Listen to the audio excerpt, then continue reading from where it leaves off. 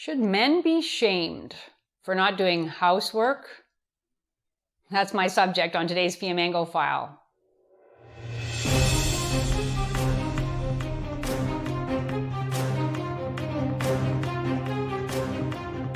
I'm Janice Flamingo of the University of Ottawa. In the vast enterprise of man-blaming, my example today is not the most outrageous, but it's still blatantly unfair and shockingly dishonest. A new study just released by the Australian Institute of Family Studies has found that in two-parent households with a stay-at-home dad, the working mom still does a lot of the housework. And this news has been trumpeted in newspapers with the usual message that women have a raw deal. The headline at the Mail Online said, "Stay-at-home dads are leaving nearly half the household chores to their working wives." And a subtitle informs us that dads spent only slightly more time on housework than their working partners. Tisk, tisk. Another paper scolded stay-at-home dads not pulling their weight around the house. According to the study, dads spent 28 hours on housework per week on average compared to their working wives who spent 23 hours on housework. What an image, eh? The slothful dad lazing around at home while his poor harried wife spends all day at the office and still must do a lot of the cleaning up and childcare. But there's a lot more to the story than the papers are telling us about, so let me touch on a few points. As a minor side note, let me say that like so many of these so-called scientific studies, the data leaves much to speculate about. It's not entirely clear how the data was gathered. For example, I'm assuming it was through self-reporting and is therefore subject to the usual issues of bias and misrepresentation that are always a factor in such cases. Women have been told by feminists for over 40 years that they're oppressed when it comes to housework, so it's quite possible that they might overestimate the hours they put in. And perhaps men, generally just not as interested, might underestimate their hours. Or perhaps men are simply more efficient in their use of time or less particular about some tasks, thus needing fewer hours to do the same kinds of jobs. Hard to know, but putting that aside, even accepting that the numbers are perfectly accurate and that they show us a picture of men doing less housework in situations in which their female partners are working full-time, they're staying at home. Well, one thing we have to keep in mind is that this scenario accounts for only 4% of all families in the country that was surveyed. It's hardly representative of the majority or even a significant minority of family arrangements. And what is really astounding is what the reports of the study leave out.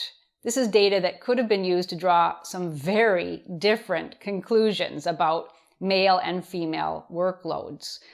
If we look at the stats for two-parent households in which both father and mother are working, and this is an arrangement that accounts for 65% of families in Australia, so it's obviously a lot more representative.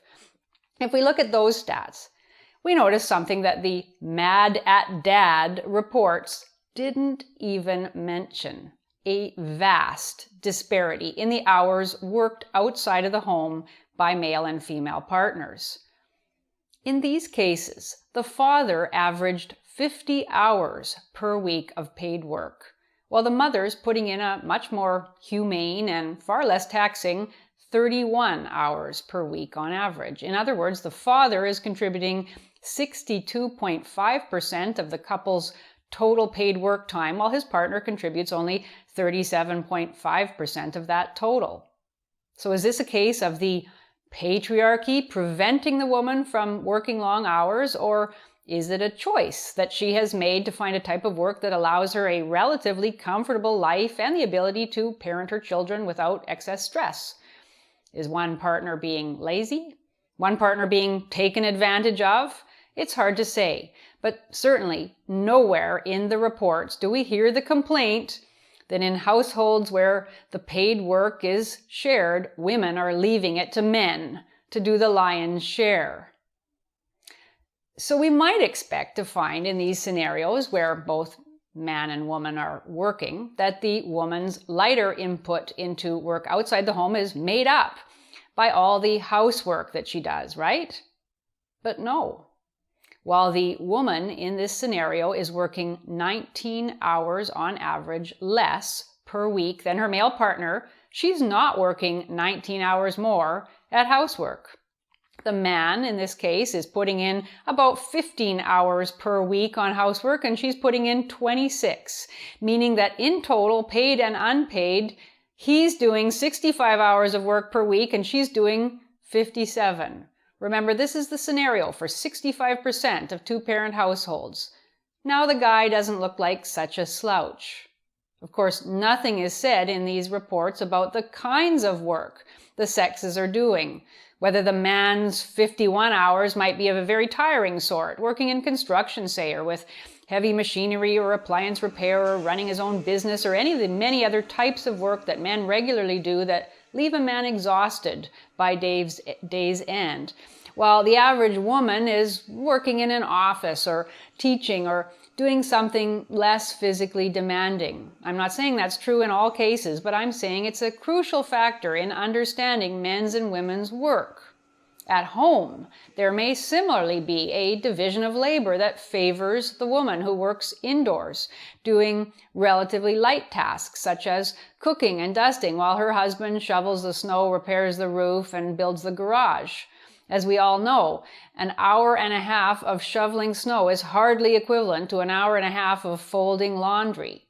But imagine the outcry if this were the slant that all the major papers took, that women are consistently leaving it to their male partners to do the unpleasant and heavy physical work at home. And yet tell me if that isn't the case. Actually, what the tables show most clearly is that whether men are the sole breadwinners or whether they are in a situation where both partners are working, men tend to work a lot more outside the home than their female partners. And that even in cases where the man is at home, women just don't put in those long hours. In the scenario in which the woman is the sole breadwinner, she works an average of only 35 hours per week. Instead of shaming and castigating men for their presumed sins of omission when it comes to housework, shouldn't we recognize and maybe even, heaven forbid, praise men for working so hard? Men's labor powers our economies, keeping our societies inventive and competitive, prosperous, and practically efficient. In 96% of two-parent households, men do the majority of work outside the home.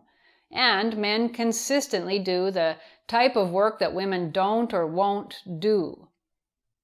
Headline: New study shows that men continue to do most of the world's work and we all benefit from it. It's not a headline I'm expecting anytime soon. Thank you for watching. If you enjoyed this video, please support us on Patreon. If even half of our subscribers gave us $1 per month, we'd be well on our way to creating more and better content. And don't forget to subscribe to us on Studio Brule.